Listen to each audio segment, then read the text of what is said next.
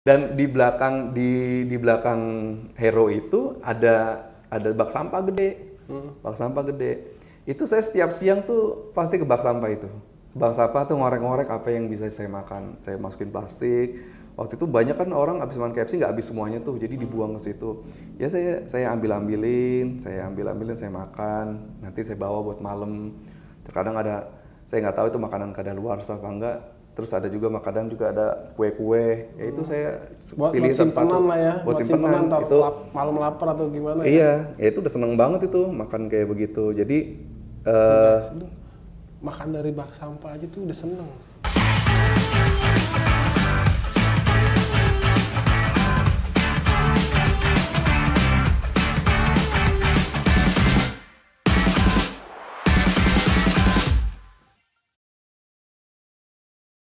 Assalamualaikum warahmatullahi wabarakatuh. Kembali lagi ke channel gue guys, channelnya Umar.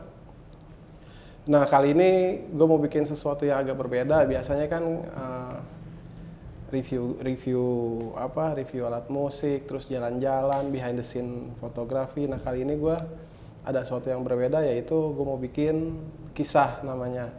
Kisah itu adalah podcast bersama orang-orang yang insya Allah inspiratif buat gue, terutama buat kalian juga mudah-mudahan.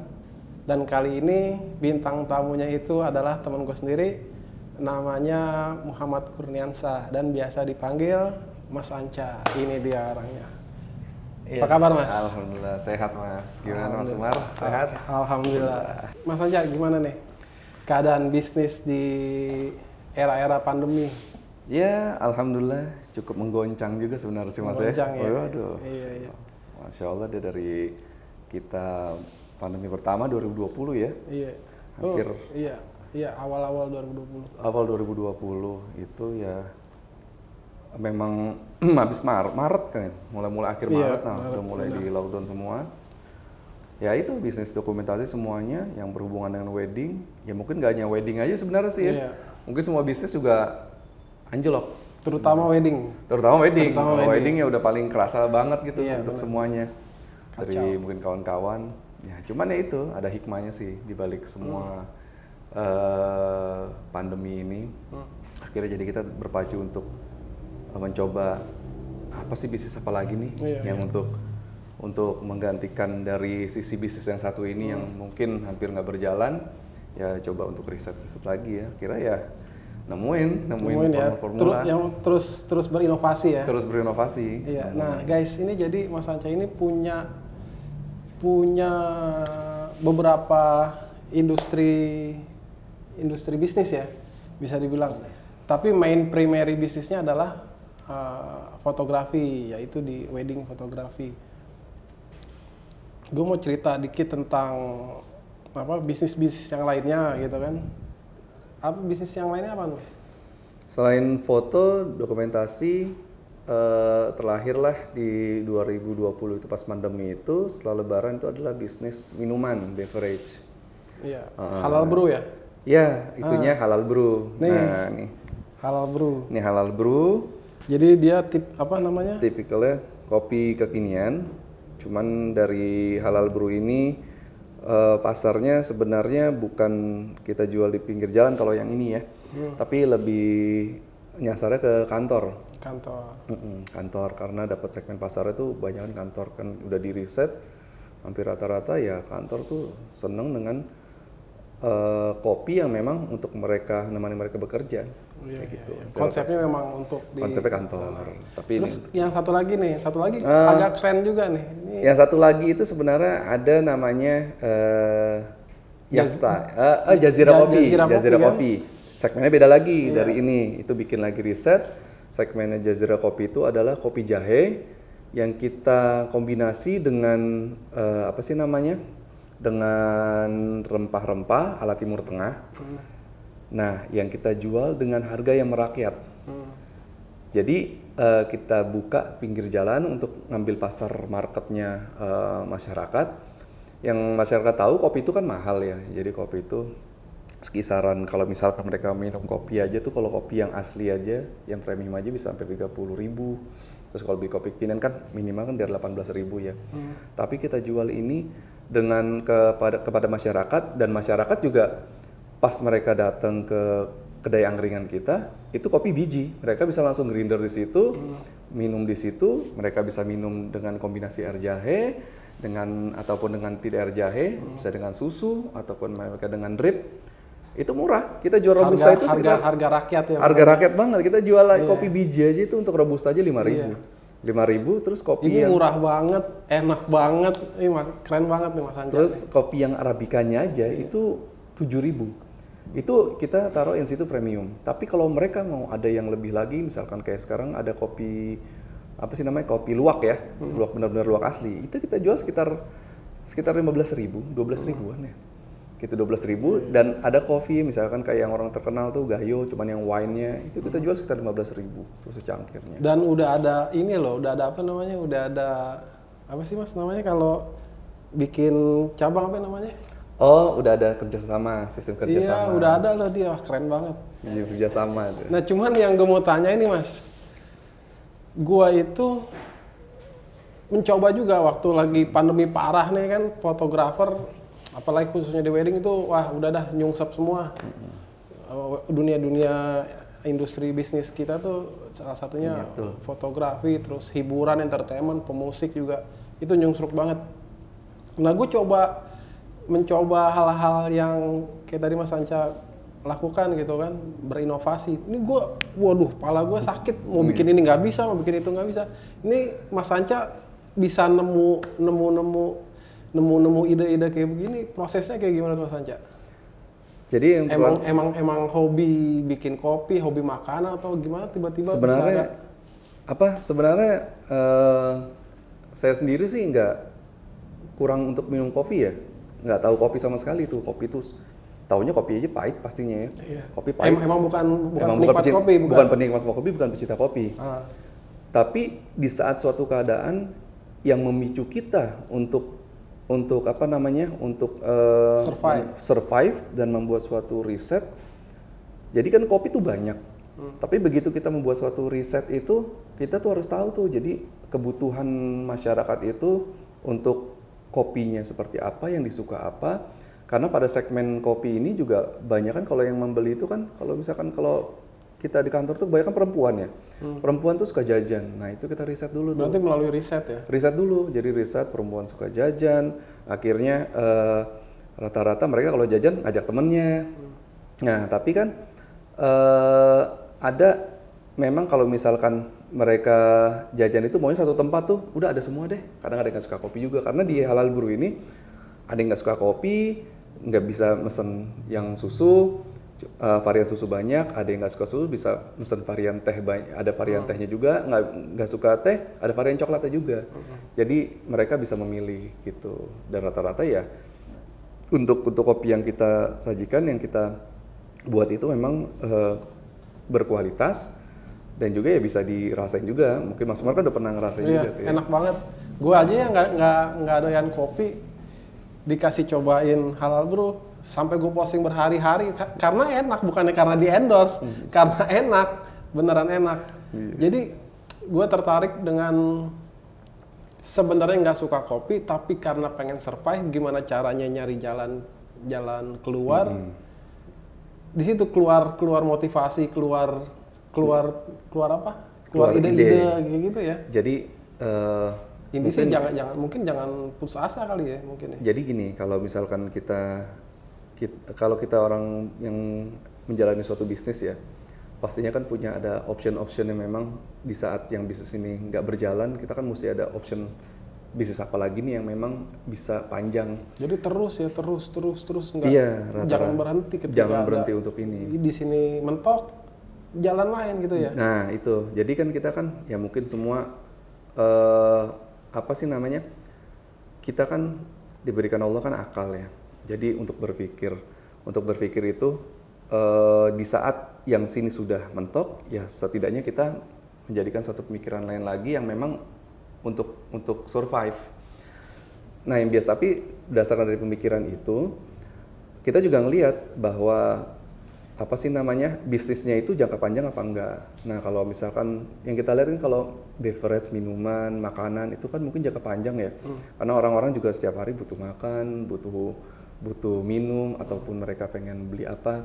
Tapi biasanya dengan keadaan yang begini, harga juga berpengaruh juga. Terkadang juga ada brand-brand besar juga, ya mereka dengan keadaan begini mereka keluarin promo, buy one get banyak one. perjalanan tuh yang Banyak tadinya di banget. dalam akhirnya mereka SPG pada keluar gitu kan. Iya, yang akhirnya mereka tadinya di mall, akhirnya mereka pada keluar di jalan. Keluar, iya. Banyak yang seperti Itu itu. cara mereka survive gitu. Cara mereka survive, benar. Tapi memang gue beberapa kali ngobrol Mas Anca, memang Mas Anca tuh punya sejarah yang memang bisa gue lihat kayak kita sekarang ini memang sudah menjalani survive itu mulai dari kecil. Mas Anca tuh udah survive banget Mas Anca ya. Iya, jadi Bisa diceritain nggak sedikit tentang sejarahnya nih, masa lalu Mas Anca? Ini wah gue pertama kali gue diceritain tuh gue sampai nangis, bener. Ini keren banget. Ini mudah-mudahan bisa jadi inspirasi kita semua. Dulu jadi tuh, katanya pernah makan di tempat sampah, guys. Lu pernah nggak makan tempat sampah? Makan ngorek-ngorek tempat sampah buat makan? Nggak pernah kan? Ini orangnya ini. Tapi lu lihat sendiri sekarang, alhamdulillah. Nah kayak tadi gue sempet ngobrol juga sama Mas Anca. Gue nggak mau podcast dengan orang-orang yang biasa tiba-tiba punya mobil Lamborghini kaya raya, crazy rich. Kayaknya kita juga pas ngelihatnya terlalu imajinasinya tuh jadi malah nggak ada pesan. Nah ketika gue ketemu Mas Anca ngobrol segala macem, berteman, ini sosok yang real gitu kan, yang memang dari bener-bener di bawah banget, maksudnya bukan di bawah lagi, nyungsep waktu itu ya. Iya nyungsep sih. bener-bener nyungsep. Nah, sampai sekarang ini punya 3 lini bisnis segala macem. Ini lebih realistis buat gue jadiin inspirasi. Nah, sekarang gue mau biar teman-teman tahu juga nih kisahnya dulu tuh kayak gimana Mas Anca. Kalau kisah ya mungkin ada yang sama juga, mungkin kawan-kawan. Tapi ini kisah saya sendiri yang memang yang mungkin tidak saya dapat dari orang lain, dan orang lain mungkin belum bisa merasakan seperti yang saya rasakan. Itu jadi sih dari umur 1 sampai 3 tahun sih ya, dulu ya waktu kecilnya itu ya mungkin keluarga normal ya. Tiba-tiba ya divorce, orang tua, cerai. Akhirnya di situ ya kalau permasalahan seperti apa saya kan nggak tahu tuh. Tapi ya itu perebutan hak asuh, tapi akhirnya dua-duanya ibu saya pergi, ya kita tinggal berdua, tinggal di saya sama bapak saya tinggal di Kebayoran Lama. Saya bertiga sama adik saya tuh, adik saya paling kecil, saya umur 3 tahun, adik saya 2 tahun, dan 1 tahun. Gak lama saya di situ ya, adik saya tuh dibawa sama ibu saya, jadi saya tinggal berdua doang, cewek sama saya, tinggal sama bapak saya. Cuman bapak saya kan nggak pernah ada di rumah karena kerja dan jarang pulang juga, dan saya diurus sama kakek.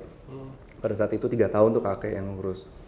Cuman memang waktu kecil itu yang saya bandelnya bukan main sih. Memang satu komplek itu sampai bilang saya itu, nanti kamu kalau gitu jangan kayak si Anca ya, kamu gede jangan kayak si Anca. Jadi memang bandelnya itu saya tuh karena kurang perhatian dari orang tua juga pada saat itu. Jadi kakek saya militer ya, keadaan militer kan cara pengasuhannya beda, jadi agak keras. Jadi mungkin ya saya keras di luar, bandel di luar, jadi meluapkan suatu apa sih namanya, kayak seneng aja gitu. Jadi kayak nggak ada yang larang. Nah, akhirnya nggak lama di situ, saya sekitar umur 5 tahunan ya, mungkin kakek saya juga, saya sering diomelin sama kakek saya tuh. Udah nggak sanggup juga dia ngurusnya. Akhirnya bapak saya nikah sama ada orang Bekasi. Waktu itu saya tinggal di Taman Galaksi. Taman Galaksi itu saya tinggal di situ. Tinggal dengan Ibu Tiri. Tinggal dengan, ya diperkenalkan lah itu dengan Ibu Tiri. Ibu Tiri. Ibu Tiri yang dulu saya mengharapkan, wah ini Ibu tiri kan istilahnya saya punya ibu nih, kan seneng dari saya Iya, dari awalnya seneng. seneng karena kan Karena punya- namanya anak-anak kan butuh kasih Butuh sayang, sosok lah seorang seorang ibu. ibu. Akhirnya saya seneng banget gitu, udah tinggal saya di sana, kata bapak saya udah kita ke sana aja. Saya ke sana sama adik saya berdua. Dia diterima, welcome. Tapi selang nggak lama sih, selang sebulan ya. Sebulan saya tinggal di sana, disekolahkan. Nah, semua berubah tuh. Sudah berubah. Berubahnya apa? Semua karakter asli ibu saya itu ketahuan. Akhirnya saya umur 5 tahun tuh ya, 5 tahun itu jadi pas bapak saya kerja pergi jam 7 itu saya nggak boleh keluar kamar. Jadi bapak saya pergi jam 7 itu saya masih di kamar, begitu pergi saya suruh keluar. Tapi keluarnya itu saya itu disuruh ke belakang ke dapur. Jadi Mau dikasih makan. nggak dikasih makan. Jadi saya tuh kerjanya disuruh nyuci, beresin dapur, nyuci, sama masak, ngulek segala macam. Nah, begitu waktunya makan, itu kan dia masak nasi di magic jar tuh. Nah, magic jar. Tapi nasi yang atasnya bagusnya diambil buat anaknya dia. Dia ada anak 2 orang. Udah gede-gede juga waktu itu. Saya masih kelas, saya umur 5 tahun lah ya. Umur 5 tahun anakku udah gede-gede tuh. Udah gede-gede sekitar ada yang SMP, ada yang SMA gitu. Nasi yang bagusnya tuh dikasih ke anaknya dia. Nah, saya tuh disuruh makan keraknya doang di bawah. Nah, disuruh makan Habis masak apa segala macam, habis bukan masak, kasih makan, kasih keraknya. iya di keraknya. Dan makan nggak boleh di meja makan, nggak boleh di ruang tengah. Saya suruh makan di dapur. Saya suruh makan di dapur itu nanti setelah makan ya nyuci, kerja lagi segala macem, beresin halaman depan. Begitu malam sore bapak saya pulang, sebelum bapak saya datang itu saya suruh masuk kamar. Disuruh masuk kamar, nggak boleh kelihatan. Dan itu yang saya jalanin itu di situ selama berbulan-bulan. Enggak, berarti kagak sekolah, enggak seperti anak-anak yang lain gitu ya. Apa segala macam.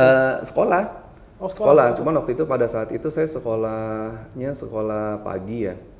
Jadi pagi saya sebelum sekolah itu ya suruh nyuci dulu segala macam. Nanti pas udah mau sekolah pulang ya begitu lagi ke dapur lagi. Begitu lagi sehari-hari. Iya, sehari-hari begitu. Terus selama saya jalanin itu selama 1 tahun. Bokap tahu nggak? Nggak tahu. Sama sekali nggak. Dan saya nggak boleh ngadu pada saat itu. Nggak boleh ngadu. Nggak boleh ngadu. Kalau ngadu ya habis sayanya gitu. Iya. Nah, selama 1 tahun, akhirnya saya punya adik sama begitu juga. Nah, akhirnya adik saya dibawa ke Padang. Ditinggal di rumah ibunya, nenek dari ibu tiri saya. Ibunya dari ibu tiri saya. Nah, adik saya di Padang disuruh tinggal di sana. Hatinya sih nggak mau, cuma dipaksa. Ini sama keluarga si ibu tiri nih? Iya, akhirnya dia di sana. Akhirnya di sana ya sama nasibnya. Sama juga? Sama, diperbudak juga. Diperbudak, akhirnya ya dia istilahnya, cuman namanya jauh Padang ke Jakarta. Iya, masih kecil. Saya gitu masih kan? kecil, saya terpisah sama dia. Gitu. Nah, saya menjalani itu, akhirnya saya sendiri di Bekasi itu selama 1,5 tahun. Akhirnya saya nggak kuat. Suatu saat saya ada kesempatan, saya kabur. Umur 6, ya jalan 7 lah saya kabur. 6 tahun udah berani ngambil keputusan saya yang ngambil keputusan. dahsyat itu ya. Iya.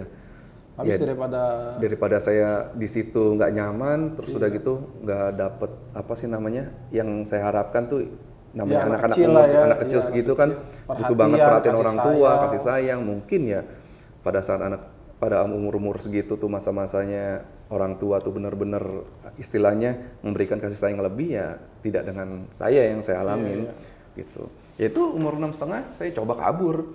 Kabur itu saya dulu itu ke dulu ada namanya Bekasi Barat. Itu Mall Metropolitan belum ada, Horizon belum ada. Ya, Bekasi itu masih gelap. Masih gelap. Aduh. Yang ada cuma Orang ke Bekasi serem dah dulu. Deh. Yang ada cuman Hero doang satu tuh Hero. Iya. Yang lain tuh kosong sebenarnya, itu rawa. Jadi sebenarnya saya tahu banget Bekasi itu sebelum jadi seperti sekarang ini kan banyak gedung kan. Nah, itu masih ada Hero. Nah, Hero itu saya kabur waktu itu ke dekat Hero situ. Dan saya merasa nyaman tuh saya di luar dibanding di rumah. Jadi begitu saya kabur itu, saya merasa wah bebas, kayak bebas dari penjara itu. Iya, dengan Itu dengan siksaan-siksaan yang udah saya dapetin ya. Nah, ini menarik nih Mas Anca. Ini survive anak umur 5 tahun tuh cara survive-nya gimana Mas Anca? Gue nggak bisa ngebayangin anak umur 5 tahun di jalanan sendirian, nggak ada temen, nggak ada saudara, nggak ada siapa-siapa yang dia kenal, itu bisa survive-nya gimana gitu ceritanya tuh? Jadi 6 tahun sih ya, oke 6 tahunan ya. 6 tahun, 11 tahun. 6 tahun setengah saya itu. Iya. Nah, cara survive saya pada waktu itu adalah saya mencari makan itu di warteg. Jadi gini, saya kenal orang yang di belakang Hero itu kan ada warteg dulu. Jadi begitu ada warteg, memang warteg itu dibangun karena ada pembangunan untuk ruko-ruko yang di belakang Hero samping-samping tuh. Nah, di situ dulu masih tanah rawa, itu ada warteg di situ. Ya, saya bilang sama ibunya itu, Bu, saya boleh nggak saya kerja di sini, gitu. Karena saya buat makan, saya nyuci piring aja deh Bu deh, nanti saya cuciin semuanya piring. Jadi Sambil nangis gak tuh Mas? waktu apa? Oh enggak. Kalau itu saya bilang saya kabur dari rumah karena saya ceritain keadaannya begini. Oh gitu ya, ya udah. Kalau misalkan itu ya mungkin sini belum butuh orang buat kerja. Tapi ya kalau mau cuci piring ya di belakang gitu. Dia bilang gitu, cuci piring belakang. Akhirnya ya setiap saya cuci piring itu nanti sama dia kalau jam makan siang dikasih makan. Yang penting buat perut dulu, yang penting makan dulu. Yang dipikiran mau gimana ke depannya, yang penting. Iya, yang penting makan dulu tuh untuk hari, dan saya nggak memikirkan untuk hari esok. Yang saya pikirkan untuk hari ini gimana saya survive-nya. Nah itu kan saya kan kabur tuh nggak bawa baju cuma satu. Jadi satu sama celana gitu. Jadi ya itu setiap hari saya gitu muter-muter kadang tuh. Jadi kalau malam itu menjelang malam maghrib itu banyak tukang jualan tuh depan Hero itu, pinggir Kalimalang. Metropolitan belum ada, masih tanah rawa. Nah di situ saya tuh kalau malam ya kadang nongkrong sama tukang jualan-jualan itu, cerita, bantuin. Dengan berbagai tipikal orang lah ya. Iya, rame gitu. Yang mabok, yang macam-macam pasti. Banyak di situ, yang mabok di situ juga, yang ada narkoba juga di situ. Iya. Nah, cuman alhamdulillahnya saya nggak dari itu ditawar-tawarin, saya nggak. Cuman ya udahlah, saya bantuin aja, yang tukang gorengan saya bantuin, yang tukang martabak saya bantuin buat ini. Akhirnya mereka juga iba juga dikasih. Tapi begitu mereka tutup ya saya harus cari tempat buat tidur, cari shelter. Tidur di mana tuh? Saya kadang ya tidur itu di depan warteg itu, waktu itu sih ada kayak meja begini panjang tapi di bawahnya ada kolongan gitu. Nah saya ngambil kardusnya ke Hero belakang itu kan dekat tempat sampah tuh banyak kardus. Ya, saya ambil kardus itu, kalau tiap malam saya bawa ke situ ya saya bikin tutup gitu. Bikin bedeng ala-ala. Iya, bikin bedeng ala-ala. Jadi istilahnya yang penting buat malam ini saya bisa tidur. Kalau enggak ya saya ambil kardus banyak, ya saya tutupin kardus. Saya kadang tidur di dekat bangunan-bangunan yang belum jadi tuh. Nah di situ kan bangunan belum jadi, tapi di bawahnya ada kayak ya tanah datar deh. Saya tidur di situ. Nah itu waktu kecil ya memang saya waktu itu nyamannya karena saya merasa di luar ini tempat yang nyaman buat saya. Jadi dibanding di rumah dengan keadaan seperti itu kan. Tapi dari situ ya akhirnya kadang kalau saya ngelihat orang-orang gitu, misalkan kayak ada anak-anak kecil terus sama ibunya digandeng, itu kadang saya ngerasa sedih juga tuh. Mikir ya pas ngelihat mereka ada ibunya, mereka ketawa-ketawa, itu kadang kalau saya lihat itu hati tuh kayaknya gimana ya? Jadi bergemuruh. Bergemuruh. Itu ya istilahnya yang seharusnya ya saya mendapatkan sesuatu sama seperti mereka, ya saya nggak mendapatkan itu, nggak mendapatkan yang jauh malah ya, bisa dibilang jauh dari mereka. Jauh dari hal seperti itu. Jauh dari fasilitas. Tapi ya itu, jadi setiap hari tuh saya dipicu untuk survive hari ini, Jadi alam jadi temen ya. Alam jadi temen malah. Nah akhirnya ya dengan itu udah terbiasa dengan saya baju nih, kalau baju aja kotor seminggu sekali saya cuci. Saya cuci itu di Kalimalang, saya cuci Nanti pas abis saya cuci itu kan saya nggak pakai baju. Akhirnya saya jemur dulu di situ nih baju. Dan saya nungguin sampai itu kering. Kering kan saya pasti mandi siang-siang tuh. Saya nunggu kering, saya tungguin karena pada waktu itu Kalimalang yang di dekat dulu, yang sekarang Giant itu kan tanah kosong. Nah belum ada bangunan segala macam ya. Jadi jarang ada orang lewat situ. Jadi itu masih rawa. Ya itu saya mandi di situ, saya tunggu kering, saya pakai lagi. Jadi itu yang saya pakai terus tuh selama berbulan-bulan karena saya nggak ada. Akhirnya ada juga orang iba ngasih baju kayak gitu.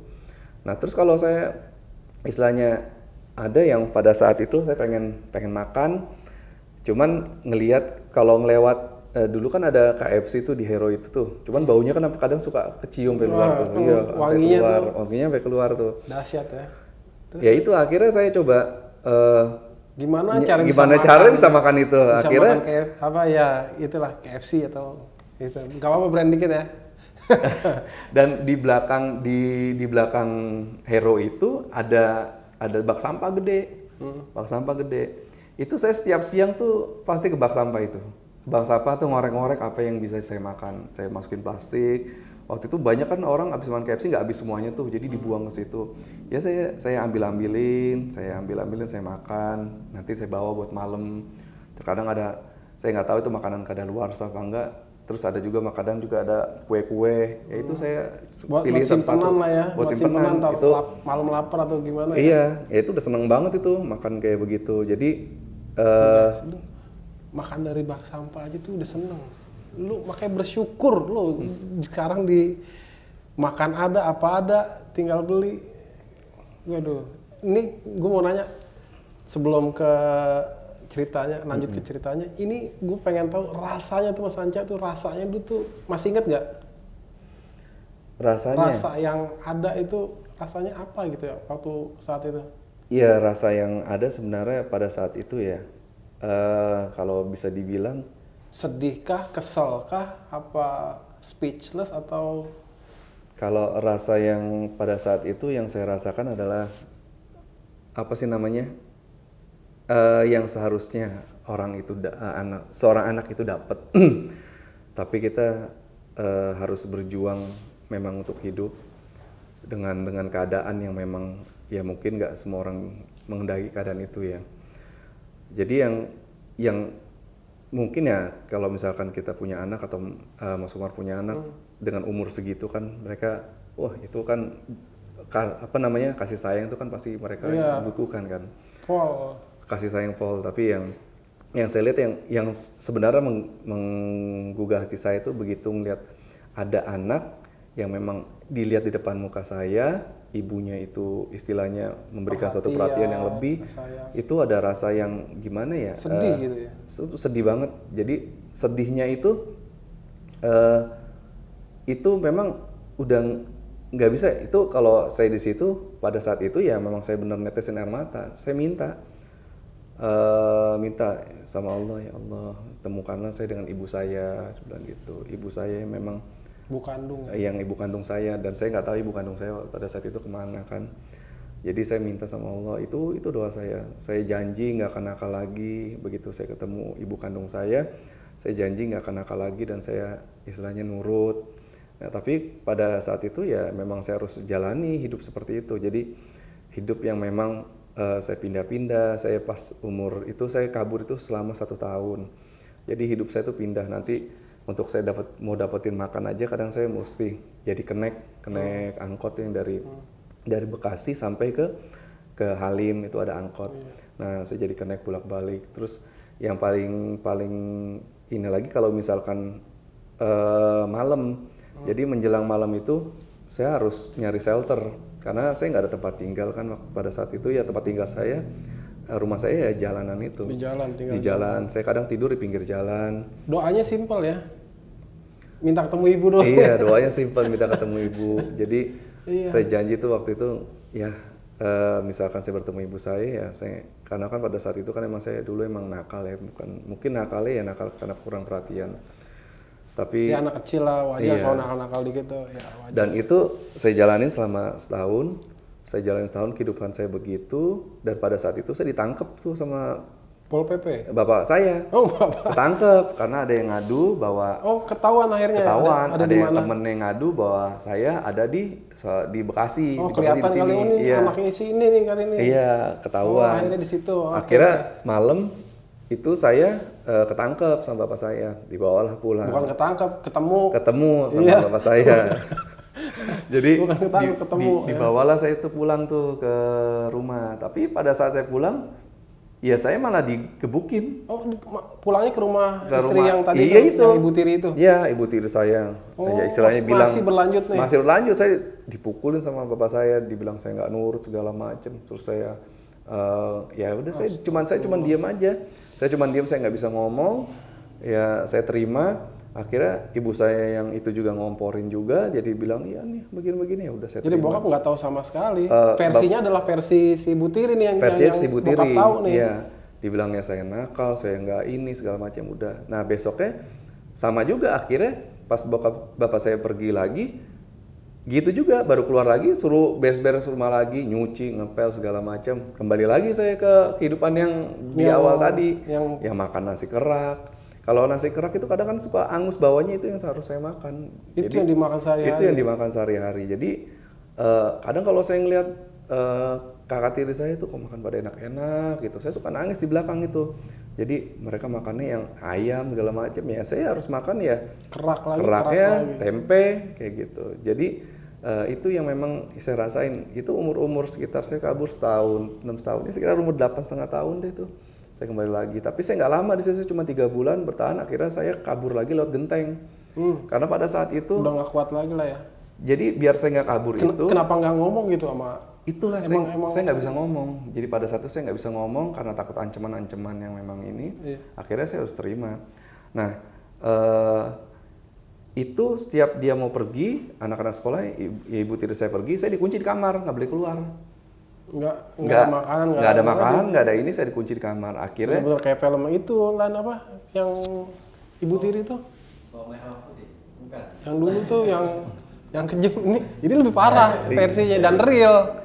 Nah itu saya dikunci di kamar, itu selama 3 bulan saya begitu terus. Akhirnya saya nggak sekolah kan, putus sekolah pada waktu itu SD saya nggak ngelanjutin lagi karena keadaan itu.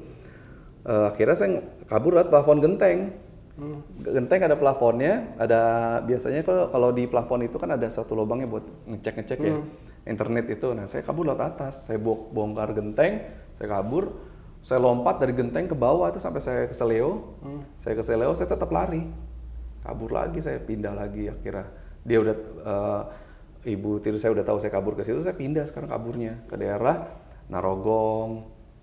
Jadi saya lebih jauh lagi, adaptasi lagi di situ dengan orang-orang. Dan saya waktu kabur itu ya saya jalan kaki.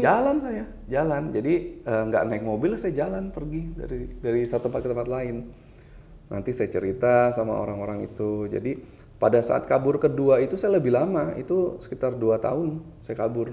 2 tahun dengan menjalani hidup saya, kebebasan yang ini, dan saya sudah pindah-pindah, dan yang saya dapetin adalah banyak orang baik juga, ada juga orang jahat. Dan pada saat itu ya kehidupan dengan narkoba itu kan kalau di jalan itu dekat banget. Itu malah saya dapat teman juga yang kabur juga bareng-bareng, ternyata dia memang istilahnya narkoba juga, dia minum juga. Cuman alhamdulillah Allah masih jaga saya, ya saya nggak kesentuh sedikit pun dengan barang-barang itu. Sampai kalau dulu itu kan kawan-kawan hidup di jalanan itu kan bebas tuh. Jadi mereka kalau misalkan itu ya ganja di mana-mana. Kalau zaman dulu kan masih bebas kan, nggak kayak seperti sekarang. Itu Allah jaga saya. Nah changing point-nya tuh di mana tuh? Nah itu pada saat itu saya udah 2 tahun kabur itu sekitar sudah menjalani kehidupan dari situ 6 tahun. Jadi sekitar umur saya berapa ya, sekitar 10 sampai 11 tahun ya.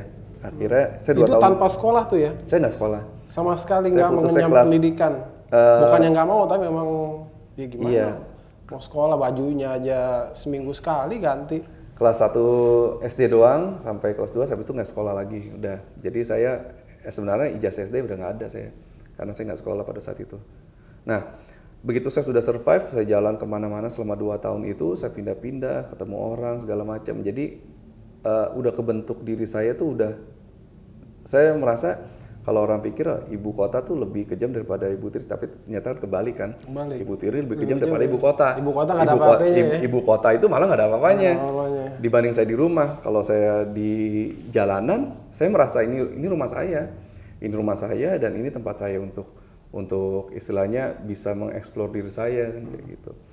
Tapi akhirnya ada orang baik pada saat itu jualan martabak, itu daerah Namanya masih ingat Bekasi namanya? Timur, saya sudah lupa namanya.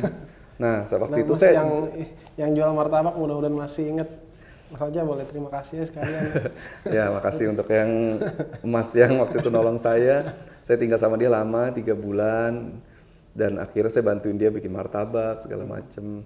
Terus akhirnya dia nanya-nanya, kamu sebenarnya rumahnya di mana? Tanya lagi punya nggak saudara yang selain rumah yang itu, karena dia tahu Jangan kisah balik saya. lagi ke situ. Jangan balik lagi ke situ. Nah, akhirnya saya bilang, saya kayaknya pernah ingat saya punya kakek, dia bilang, tapi Jakarta saya lupa, daerah Kebayoran. Cuman kakek saya militer dan saya ingat Cidodol kan waktu itu kan. Ya akhirnya udah pas saat itu dicari-cari sama dia, diantar lah sama dia, itu waktu itu naik bis. Itu dibawa ketemu kakek saya. Dengan rela dan ikhlas. Dengan rela dan ikhlas ketemu kakek saya. Akhirnya pas kakek saya tahu keadaan saya ternyata selama beberapa tahun ke belakang itu seperti itu, nggak sesuai ini, kakek saya nggak tahu. Akhirnya kakek saya nangis, dipanggillah bapak saya, akhirnya dinasihatin, anak kamu ini baru bapak saya baru kebuka, bapak saya nggak tahu ternyata selama ini saya itu dibohongin gitu. Jadi ya saya bilang kenapa nggak cerita, gimana mau cerita sedangkan papa saja nggak ada di rumah, yang saya hadapin di rumah adalah orang-orang yang itu. Apa enggak saya merasa istilahnya merasa terancam di situ. Nah ternyata ya begitu juga, akhirnya ditariklah adik saya juga dari Padang itu. Oh iya benar. Ternyata adik saya dari Padang itu juga sama. Dan lebih kesian karena perempuan lebih kesian perempuan. Malah kalau di sana dia sampai kalau di Padang itu di dapur masa pakai tungku, dia suruh nyari kayu itu ke hutan-hutan segala macem. Dan kadang dia kalau dia ini dikit buat salah dikit nggak boleh tidur di dalam rumah, disuruh di luar. Oh lebih kejam. Jadi yang dirasain itu adalah perempuan loh padahal. Perempuan. Dan terus juga kadang dia istilahnya dia nangis cuman nggak ada yang mau nolong, gimana bapak saya jauh itu. Jadi benar-benar batinnya itu yang dirasakan ya benar-benar hidup kita itu pada saat itu dua terpisah, satu di Padang, saya di sini, yaitu mengalami hal yang ya masya Allah luar biasa. Jadi perjalanannya tuh luar biasa banget selama 5 tahun itu, survive-nya super. 6 tahun. Super survive banget. Jadi memang yang dulu itu ya jadi modal yang lumayan buat kedepannya Mas Anca ya, buat ngejalani hari-hari. Iya, buat ngejalani hari-hari. Iya, karena kita udah berada di titik nol banget dulu kan. Iya. Terus habis itu sekolah kan pasti ya? Setelah kakek saya tahu itu, udah. Cuman memang itu jangka waktu setahun pada saat itu.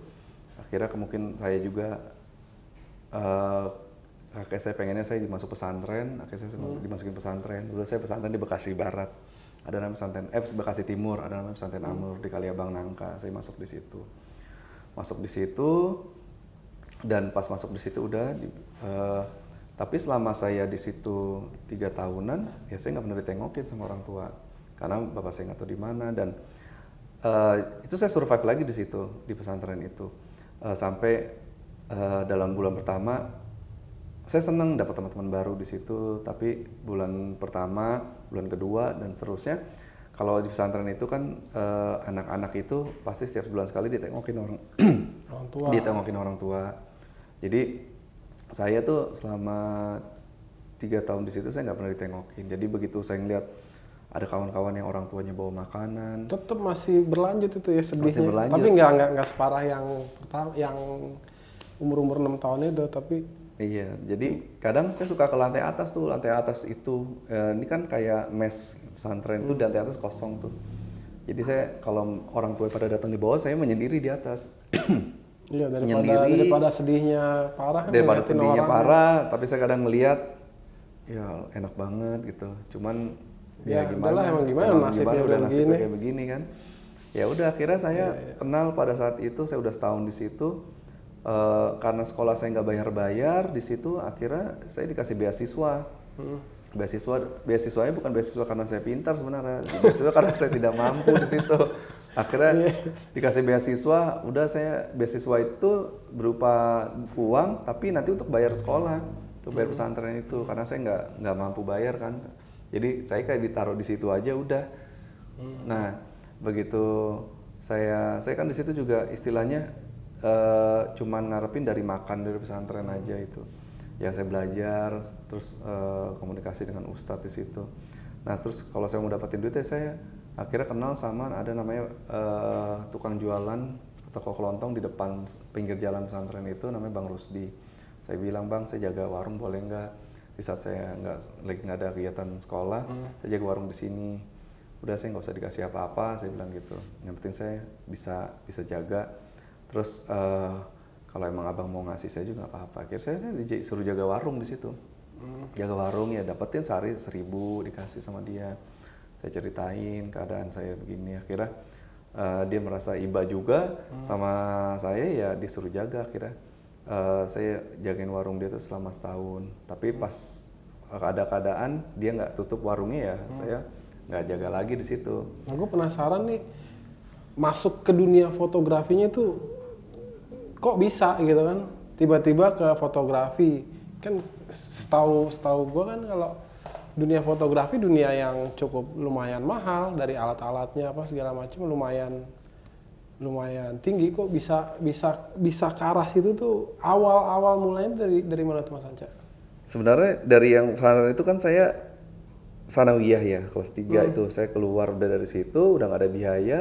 Saya tidak meneruskan sekolah karena SMA juga enggak, kuliah juga SMA enggak, apalagi kuliah kan. Apalagi kuliah. Iya.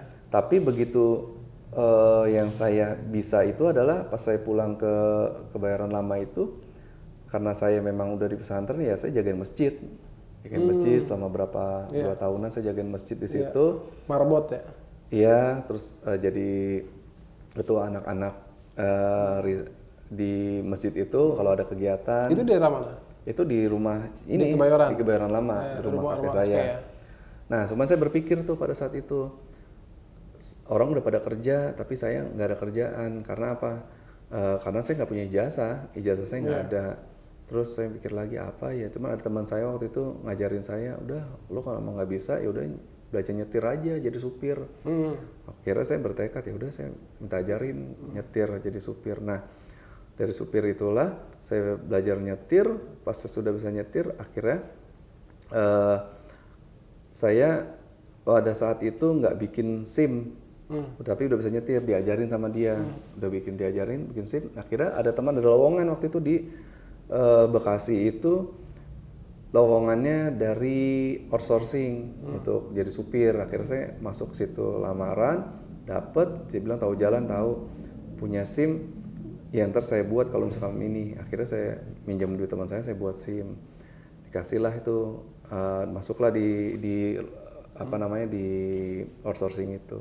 Udah karena saya pikir itu jadi driver, tapi saya dipindah-pindah, ntar di Jakarta, ntar di mana jadi driver kantor, ntar dari ini. Nah pada saat itu tuh dari situ saya 3 tahun kerja, akhirnya saya keluar pindah kerja lagi, tapi jadi supir lagi, tapi di PT SDA waktu itu, desain arsitektur. Dan saya bagian lapangan, saya tuh kerjaannya beli barang. Ya. Mulai itu agak bersinggungan dengan walaupun driver, tapi ada singgungannya dikit dengan seni-seninya lah ya, karena memang saya perusahaan desain lah. Perusahaan desain, saya beli bar. Nah kebetulan pada saat itu bos saya tuh baik banget. Kalau saya minta, di situ kan ada desain arsitektur, ada belajar AutoCAD, ada belajar 3D ya. Benar. Ya Mas, kalau mau belajar ya lagi waktu senggang ini aja ajar. Cuman kan pada saat itu susah karena pada kerja semua orang-orang, dan saya kan di lapangan. Ya udah saya belajar di situ, saya ngejalanin di situ 1,5 tahun itu jadi driver tapi bagian lapangan untuk apa namanya, bawa barang ke Ke lokasi. ke lokasi. Nah, setiap saya bawa barang ke lokasi tuh bos saya tuh butuh report. Akhirnya disitulah, Mas nih kalau mau sel tuh nih pakai kamera aja difotoin. Jadi kita mulai tahu itu dari baru situ. dari situ ya. Nah, kan saya nggak ngerti, dia bilang udah pencet aja nih udah auto kok. Ya udah. Jadi begitu saya di lokasi, mana progres yang mau yang udah mau selesai dalam minggu ini itu difotoin semua tuh. Saya foto-fotoin semua tuh satu rumah. Jadi waktu itu proyeknya ada proyek rumah dari awal sampai jadi. Nah itu setiap per minggu kan saya mesti ada reportnya dari mandor di sana ke kantor. Akhirnya saya coba foto-fotoin. Cuman pas saya lihat bagus-bagus juga nih, enak ya. Udah dari situ seneng tuh. Enak, seneng ya. Dapat ininya lah ya, dapat itunya. Nah akhirnya bos saya bilang, Mas kalau misalkan lagi senggang lagi senggang minggu mau ikut nggak? Apaan Mbak? Udah ikut kita aja. Apa namanya sahabat museum. Jadi sahabat museum itu adalah ke museum-museum yang di Jakarta. Nanti ada tahu masalah sejarah dan di situ bisa foto-foto juga. Nah, tapi nggak yang bugil-bugil gitu kan? yang enggak. Kalau ini Lana demen banget dia ke museum, bukannya belajar sejarah, motoin yang Fotonya bugil-bugil kayak gitu ya. iya. Terus. Nah, udah dari situ tuh udah mulai udah mulai suka. Akhirnya bapak saya nikah lagi. Nah, bapak saya nikah lagi sama pengusaha catering. Nah, disitulah dari pengusaha catering itu. Tapi pada saat itu kalau ini better lah ya. ini kalau yang ini baik. Cuman jadi Ibu Tri yang menjadi peri. Iya, ini Ibu Tri yang menjadi ini peri. beda kalau yang tadi kan ini Ibu Tiri yang bikin peri. Iya. Iya kan? Nah, kalau ini ya, Ibu Tiri saya ini baik. Cuman dia memang nggak percaya secara dia mungkin bisnis usaha ya, dia nggak percaya saya untuk ini ya, karena saya belum ada kompeten di bidang fotografi ya. Akhirnya udah, tapi bapak saya cuma mesen jangan sampai maksudnya bikin susah terus minta apa-apa ini, ya udah saya tahan. Jadi setiap saya mau segala sesuatunya saya kerja. Saya kerja meskipun gaji saya waktu cuma 400.000 jadi supir, 500.000 jadi supir ya saya jalanin sebulan jadi supir tuh. Setiap bulan itu saya kan jalanin. Dari yang kisah yang 5 tahunan itu kan udah jadi mentalnya Mas Anca ya. Iya. Alhamdulillah jadi kuat Allah ya, tahan banting. kasih ini. Jadi ya memang udah dari dulu ya mental di jalan tuh emang udah dari kecil. Nah, akhirnya udah dari situ tuh karena papa saya bilang ya udah. Nah, saya itu nggak pernah apa-apa tuh ngadu segala macem ya. Apa yang saya mau ya saya sendiri. Sampai saya di kantor yang itu saya belajar fotografi itu karena saya seneng, akhirnya dikasih kamera ya udah. Karena waktu itu saya ke kantor di Salemba, saya dekat dengan Gramedia Matraman. Nah, nongkrong saya tuh setiap pulang kerja itu di Gramedia Matraman. Belajar? Ya, saya belajar tapi duduk di situ karena di situ boleh baca buku. Nah, kan kamera saya bawa, ya saya belajar basic-basicnya, shutter seperti apa, diafragma seperti apa, terus ISO seperti apa, saya belajar di situ. Iya, belajar itu buku. passionnya udah mulai tumbuh ya Mas? Iya, karena saya pengen tahu nih pengoperasian kameranya. Yang saya tahu tuh basic dari kita motret tuh apa sih. Nah, di situ. Cuman karena waktu di situ tuh saya nggak beli buku karena uangnya nggak cukup, ya saya setiap pulang kerja ya saya belajar aja di situ. Saya belajar, nanti begitu gajian ada buku yang memang saya tertarik ya saya bawa, saya beli gitu, saya buat taruh di rumah, saya belajar. Jajannya buku lah ya? Jajannya buku pada saat itu. Nah, dari situ keren, tuh keren. Lu kalau jajan buku aja yang biar aja pinter kayak Mas Anca. Jadi akhirnya ya saya ngomong sama yang bos saya, saya kayaknya mau keluar dari sini, saya mau fokus ke bidang foto, saya bilang gitu. Kenapa keluar Mas? Kenapa nggak di sini aja, dibilang. Pede itu ya? Iya. Sama, gue juga begitu tuh. Karena pada saat bisa moto udah pede aja ya. Karena pada saat itu kan saya pikir tuh saya belum punya kamera kan punya dia. Tapi kamera punya dia, tapi akhirnya saya pikir nih Ibu Tiri saya nih bidangnya wedding, berarti kebanyakan foto-fotonya wedding. Setiap hari Minggu itu kalau saya lewat di suatu gedung ada acara, saya pasti mampir sebenarnya bukan mau makan ke situ. Tapi mampirnya itu adalah saya mau ketemu fotografernya. Fotografernya nanya-nanya nyari ilmu, istilahnya kayak gitu. Akhirnya ketemu, ya mungkin orang agak takut-takut ya, saya deketin segala macam, mungkin takut disangka saya apa, tapi saya bilang, Mas, saya nyolong lagi. iya, saya bilang gini, Mas, saya mau belajar foto, ya kira-kira bisa nggak ngajarin saya? Dia bilang gini, ngobrol, terus pakai Itu belum punya kamera tuh ya? nggak punya kamera. Akhirnya dia bilang, Tapi masih kerja di tempat yang masih kerja di Mas tempat Anca itu, bisa iya. biasa pinjam Iya. kamera itu masih ya? karena gini, takutnya saya nanti belum ada ilmunya, saya keluar saya nggak dapat bulanan kan, dari situ kan saya bisa kerja, masih ada bulanan, saya mesti begitu saya napak, saya mesti ada pijakan yang memang bisa Udah ini. mateng, Iya, hitungannya akhirnya udah mateng. udah saya kerja di situ, tapi saya tetap nyari ilmu. Akhirnya dapatlah itu, ada yang memang saya ditolak karena mungkin nggak ini, tapi ada yang baik waktu itu. Ya udah kalau mau ikut kita aja jadi asisten. Akhirnya saya setiap minggu, saya bisa minggu, kalau Sabtu kadang saya kerja, tapi kalau nggak ada saya bisa. Ya udah akhirnya saya jadi asisten tuh. Sama, aku juga dulu megang lampu Mas. Iya, megang Mana-mana, lampu, kabel. Kabel domel-omelin. Wah, yang itu. Iya kayak gitu. Jadi pada saat itu tugas saya adalah asisten itu adalah kalau gedung itu kan pakai lampunya bukan kayak sekarang strobis ya. Itu lampu-lampu gede semua, model Jinbei kan, Jinbei 200. Nah, begitu Pokoknya lampu-lampu yang rusak lampu dekor, iya. dekor jadi ketutupan. Background-nya ketutupan. Iya. Nah, itu begitu saya harus ngeset, cari kabel yang panjang, di mana stop kontaknya, alirin ke tengah saya set lampu segala macam sama stage mini. Jadi saya bawa-bawain nanti videografer kan dulu masih pakai Kamera Sony, panggul lah ya. Sony MD 9000. Iya. 9000 itu kamera panggul. Nah, berarti kan saya mesti ngeset lighting.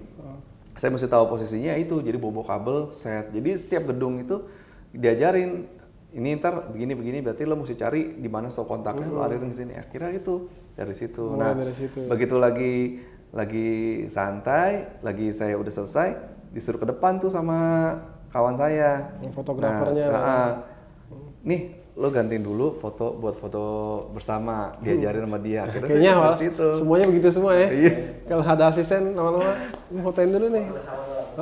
Iya, jadi foto bersama ya udah dari situ saya mulai ini. Nah, akhirnya disupport sama dia. Kebetulan waktu itu dia namanya tuh waktu itu saya kenal sama Saipul namanya.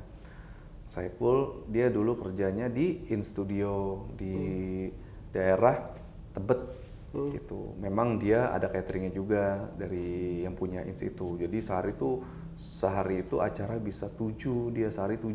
Jadi kalau Sabtu Minggu tuh udah Jumat Sabtu Minggu tuh udah full. Wih, dahsyat. Iya, dia sehari 7. Pernah sehari 8. Nah, orang-orangnya itu banyak. Jadi makanya di situ banyak butuh asisten, butuh fotografer. Mau fotografer bisa nggak? Udah turun aja. Berarti Penting awal banyak jadi kamera. fotografer benerannya itu Di situ. yang bareng sama Mas Saiful Iya. ini. Nah, terus ditanya-tanya sama Saipul, apa namanya, lu emang lu tinggal di mana? Maksudnya keluarganya gimana? Tapi ibu saya tuh punya catering. Lah kenapa enggak ibu lu aja?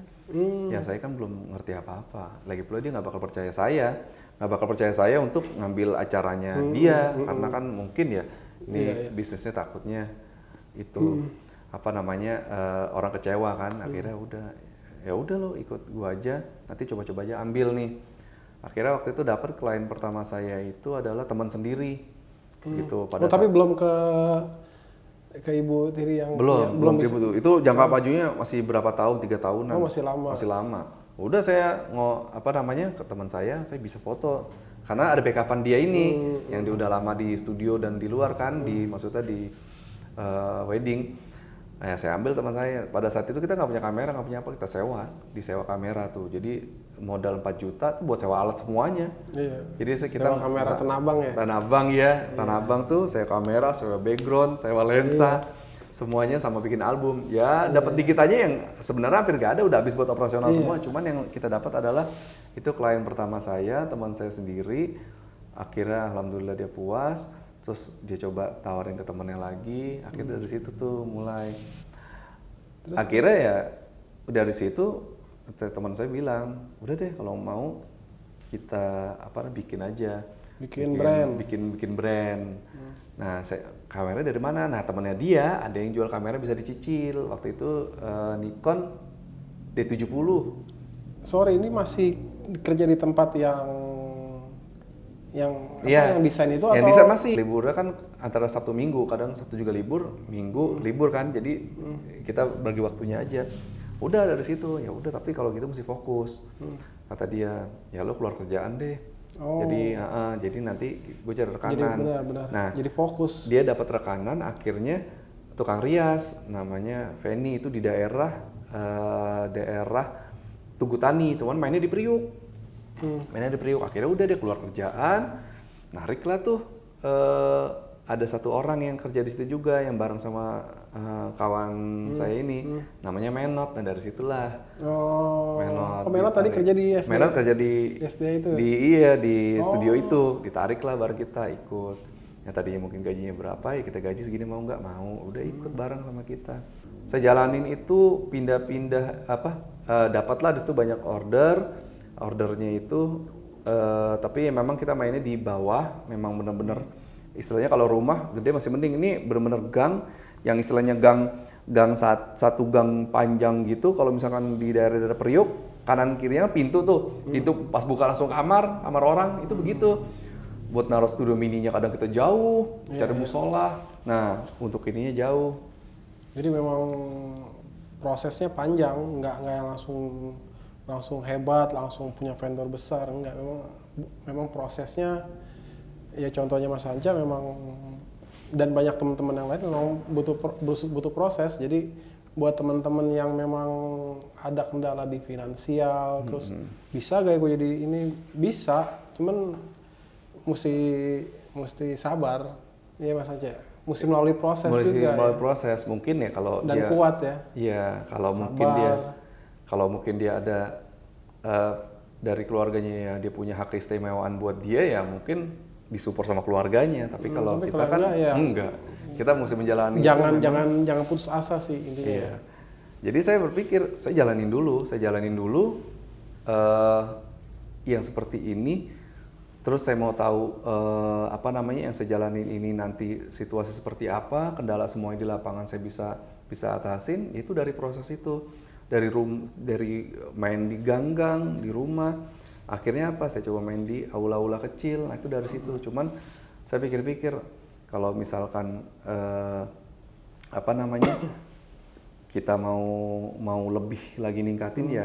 Kita coba ngelihat lagi pasarnya seperti apa sih yang disukain orang-orang. Nah cobalah cari rekanan yang memang kita udah ada porto. Cuman pada saat itu kan portonya masih banyak kan rumah ya sama ganggang.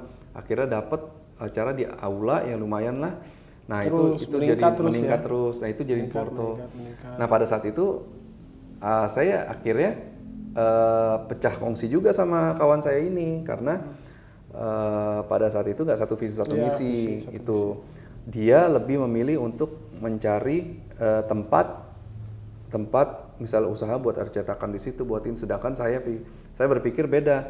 Saya berpikir adalah kita kuatin dulu rekanan segala macem, jadi nggak space money yang nggak banyak uang keluar buat sewa tempat dan sewa tempatnya itu kita memang pada saat itu kan nggak ada tabungan dan diminjem ke orang. Nah itu yang bikin berat. Gue juga dulu pernah ngalamin begitu. Sama kayak gitu ya. Sayang kalau misalnya kita invest buat sewa tempat itu. Iya, pada saat itu kita nggak terlalu butuh juga tempat. Belum butuh juga, rekanan mungkin juga belum besar, mungkin iya. Iya, rekanan juga belum ini istilahnya dari yang profit yang didapat dari rekanan kan nggak begitu besar kalau untuk dibagi ya. Sedangkan kita mesti gaji orang pada saat itu. Nah akhirnya udah nggak satu visi satu misi dan dia jalanin yang itu, saya keluar. Nah, saya tanya sama kawan saya yang tahu satu itu yang Mas Menot, saya tanya mau ikut siapa, nanti terserah Mas aja, bilang gitu. Akhirnya dia ikut saya karena dia tahu memang saya orangnya istilahnya senang untuk berinovasi, terus satu pemikiran dia ikut saya. Nah dari situlah pada saat itu dapatlah klien yang lumayan. Klien pertama saya itu adalah saya dapat dari teman, itu acara di Della Rosa Kemang. Padahal Della Rosa lumayan ya. Nah saya kesempatan itu saya ambil dengan baik. Saya maksimalin.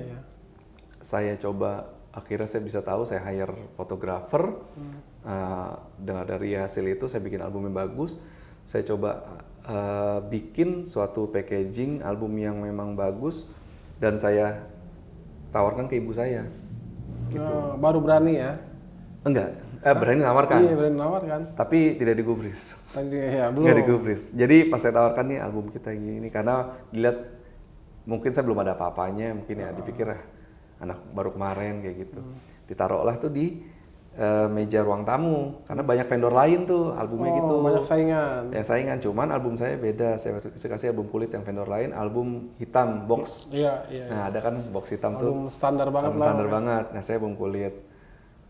Nah itu selang sebulan 2 bulan, akhirnya ada kliennya dia yang datang ke situ mau pelunasan itu, terus itu klien itu ngelihat albumnya, wah nih saya seneng nih albumnya nih mas, ini siapa yang foto? Oh ini Mas Anca, dibilang gitu. Oh saya mau dong foto yang album ini, yang foto Mas Anca. Iya. Oh tapi nggak bisa, udah rekanan, kita udah ada dealing dengan vendor lain, karena kan kemarin udah tadi meeting. Dia bilang gini, ya udah kalau nggak gitu saya batalin aja, saya ambil dari luar aja, dibilang gitu. Ya mau nggak mau dong. Kita saya dipanggil seminggu mau acara, saya baru dipanggil tuh karena kliennya tuh minta. Nah, dari situ saya Wah, mulai. juga ya dapat klien kayak gitu ya. Iya, itu klien pertama saya yang di situ waktu itu adalah polisi Bareskrim. Gitu. Akhirnya dia minta sekaligus pre-wed, ya udah saya jalanin tuh. Dan di situ masih nggak dipercaya juga, sampai 3 kliennya begitu juga. Nah, baru kesananya. Baru sadar lah. Baru sadar terbuka. akan kelebihannya Mas Anca. Nah, jadi teman-teman yang bikin nilai plusnya Mas Anca dan gua apresiasi banget, Mas Anca ini hobi banget sama belajar. Beliau ini rajin banget buat yang namanya belajar dan mencari tahu, nyari ilmu pengetahuan, baik itu fotografi Mas Anca ya. Iya. Workshop fotografi apa dibabat sama beliau nih. Workshop bisnis ya. Bisnis iya. Iya, sering banget Mas Anca nih ikut workshop bisnis nih. Kira-kira dari workshop itu ngasih input yang banyak ya ke Mas Anca?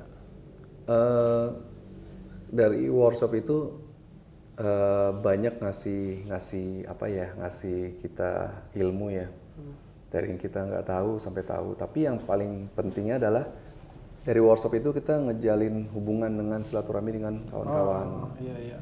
Karena silaturahmi itu membuka pintu ilmu, pintu rezeki semuanya. Jadi saya kebanyakan ikut workshop itu adalah untuk menjalin silaturahmi yang kita nggak tahu sama orang. Terus akhirnya ngebangun link, bisa ngebangun pertemanan. Nah dari situlah kita banyak dapat ilmu dari input dari orang lain, seperti itu. Jadi yang saya lakukan adalah begitu saya pengen belajar, pengen tahu sesuatu itu, saya niatnya ya silaturahmi dulu. Silaturahmi, saya pengen punya teman banyak. Akhirnya saya gabung ke komunitas-komunitas, sampai alhamdulillah udah banyak. Sampai saya gabung komunitas bisnis yang ngebangun link dan ngebangun pikiran kita, wawasan kita agar lebih luas lagi bahwa hidup ini tuh kita butuh juga input dari orang lain, yang dimana input itu bisa ngerubah mindset pemikiran kita dalam suatu usaha gitu, yang dulunya kita juga mungkin ya kita usaha tapi kok omsetnya besar tapi net profitnya kecil. Ya itulah yang kita nggak tahu, mungkin duitnya juga karena udah bercampur aduk dengan duit-duit yang untuk kebutuhan hari-hari, ya jadi berantakan semua kan kayak gitu. Nah itu sebenarnya dari adanya workshop, dari adanya kita ikut ikut belajar sama orang, itu ngebantu kita untuk lebih membuat diri kita tuh lebih tertata rapi ya, disiplin, termanajemen lebih gitu. Baik ya, lebih baik dan lebih baik lagi karena seperti itu. Dan juga ngebuka link, entah bisnis apa, entah mungkin teman butuh apa, entah dia mungkin juga butuh suatu dari kita. Jadi saling sharing untuk masalah-masalah membantu lah ya, membantu teman-teman. Dan juga luar biasa. Saya kebanyakan ya dari saya ikut sekolah segala macam, ikut workshop ya, niatnya memang saya untuk membuat perubahan di masyarakat lingkungan saya sendiri. Jadi ilmu yang saya dapatkan itu adalah saya terapkan ke kawan-kawan yang memang dengan keadaan-keadaan yang sekarang yang mungkin kawan-kawan juga butuh pekerjaan. Ya, berbagi lah Berbagi. ya, baik itu ilmu maupun pekerjaan yang mudah-mudahan, ya ya. itu. Jadi sharing-sharing bisnis karena. Jadi yang saya ambil itu begitu saya membuat suatu usaha, saya cari orang yang memang tepat untuk ini, saya ajak kerja sama, gitu dan ngebantu dia untuk apa sih namanya, ngebantu dia untuk perekonomian dia dan keluarganya dia. Kayak gitu. Iya, waktunya udah agak lama nih guys, jadi gue mau minta sedikit tips buat teman-teman dari Mas Anca, semoga bermanfaat. Kira-kira ada tips-tips buat teman-teman nggak Mas Anca? Untuk Yang baik yang sedang nganggur maupun yang belum yang belum punya keberanian atau apa gitu. Kira-kira ada tips buat teman-teman yang lain nggak? Ya kalau tips dari saya ya kita ya ada nggak ada mesti sama. Begitu kita nggak ada ya kita seperti inilah. Begitu kita ada tetap kita seperti ini. Jadi apa yang kita dapetin ilmu itu kalau bisa ya ilmu itu ya bermanfaat buat orang banyak. Dan juga meskipun kita dari keluarga yang tidak mampu atau keluarga yang mungkin punya privilege dan keistimewaan yang memang dia dapat di keluarganya, kadang juga nggak menjamin juga orang yang tidak mampu dan punya keistimewaan itu bisa bangkit. Tapi dengan dia mau berusaha untuk merubah hidupnya dia, dia berusaha untuk apa sih namanya ngebangun jiwanya dia untuk ada nilai-nilai kebaikannya, insya Allah. Dan satu lagi sih, jangan lupa bahwa setiap kita berbuat baik kepada orang lain pasti ntar akan dapat kebaikan dari entah dari mana, ntar Allah kasih dari siapapun gitu. Jadi jangan pernah putus untuk berbuat baik karena begitu kita mau nolong orang lain, begitu kita punya jiwa untuk menolong orang, nah Allah akan tolong kita lagi entah dari mana, kayak gitu. Entah kita diberikan ilmu, entah kita diberikan teman-teman yang baik, entah kita diberikan rezeki yang mungkin bukan rezeki aja, kenikmatan yang memang bukan secara finansial dari keluarga seperti entah itu. Dari keluarga, entah dari temen ya kan? Iya, entah dari temen yang baik adalah sebuah anugerah juga Mas Anca. Itu salah satu bentuk rizki. Iya, benar. Rizkinya Allah yang dikasih ke kita. Yang gua dapetin hari ini adalah yang penting tuh ikhtiar. Kalau masalah hasilnya itu udah lillahi ta'ala, serahin aja sama Allah. Yang penting kita ikhtiar. Intinya kita jalanin dulu ya. Jalanin dulu. Yang menurut kita baik, menurut Allah nggak baik, menurut Allah baik, ya kayak gitu lah. Jadi dan terima aja. Sampai saat ini saya sih nggak pernah menyesali hidup saya yang udah saya jalanin. Dan saya udah memaafkan semuanya dan saya mengikhlaskan semuanya. Kalaupun ya saya nggak diberikan kehidupan yang seperti ini, mungkin saya nggak bisa ada di sini. Mungkin saya nggak terasah dengan luar biasa mental. Luar biasa gitu. Jadi itu sebuah anugerah juga sebenarnya kalau dipikir-pikir ya. Dipikir-pikir ada hikmahnya semuanya. Ada hikmahnya. Gitu. Sebenarnya masih banyak yang pengen gue obrolin nih tentang Mas Anca. Baik mungkin hari ini kita ngobrolin tentang kisahnya, sejarahnya. Mungkin next gue mau korek-korek lagi tentang ilmu fotografinya atau tentang ilmu bisnisnya yang lain. Ya buat sharing ke teman-teman juga. Insya Allah ntar next ya kita bikin lagi bareng Mas Anca ya. Ya insya Allah ya Mas. Ya, masih mau kan? Mau banget. Ditanya-tanya lagi. Untuk sharing-sharing ilmu saya. Iya. Mau next. Banget. Gitu. Sebelumnya gue mau terima kasih buat Studio RQS yang udah ngasih tempat kita buat ngobrol-ngobrol. Bisa lihat linknya di sini, nanti kita kasih link RQS. Terus ini Halal Brew ada Instagramnya atau ada Halal Brew?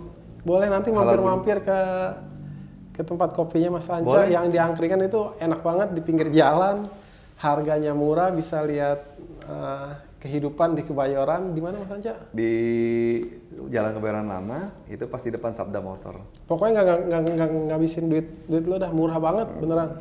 Lo bawa duit 15.000 bisa asik di situ.